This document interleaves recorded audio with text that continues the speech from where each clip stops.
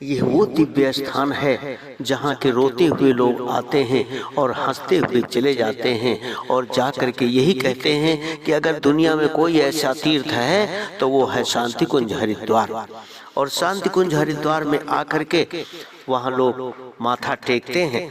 वो समाधि है जहाँ वो गुरु सत्ता, जहाँ वो भगवान यहाँ आया और अपनी लीला दिखा करके इसी स्थान पे अपनी शक्ति को दे करके चला गया। उसने कहा, बेटा अपनी श्रद्धा भाव से ये तुम यहाँ आओगे, अपने जीवन का सुधार करोगे तो हम तुम्हें तुम्हारी जो मनोकामना है वो पूरी मनोकामना तुम्हारी पूरी कर दूंगा।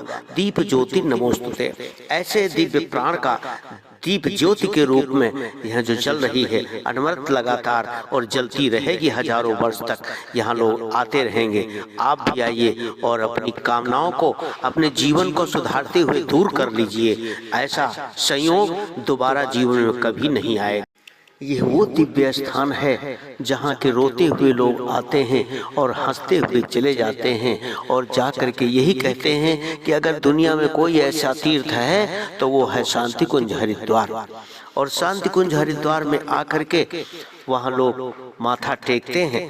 वो समाधि है जहाँ वो गुरु सत्ता, जहाँ वो भगवान यहाँ आया और अपनी लीला दिखा करके इसी स्थान पे अपनी शक्ति को दे करके चला गया। उसने कहा, बेटा अपनी श्रद्धा भाव से ये तुम यहाँ आओगे, अपने जीवन का सुधार करोगे तो हम तुम्हें तुम्हारी जो मनोकामना है वो पूरी मनोकामना तुम्हारी पूरी कर दूंगा।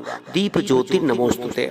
ऐसे दिव्य प्राण का दीप ज्योति के रूप में यह जो जल रही है अनवरत लगातार और जलती रहेगी हजारों वर्ष तक। यहाँ लोग आते रहेंगे। आप भी आइए और अपनी कामनाओं को, अपने जीवन को सुधारते हुए दूर कर लीजिए। ऐसा संयोग दोबारा जीवन में कभी नहीं आएगा।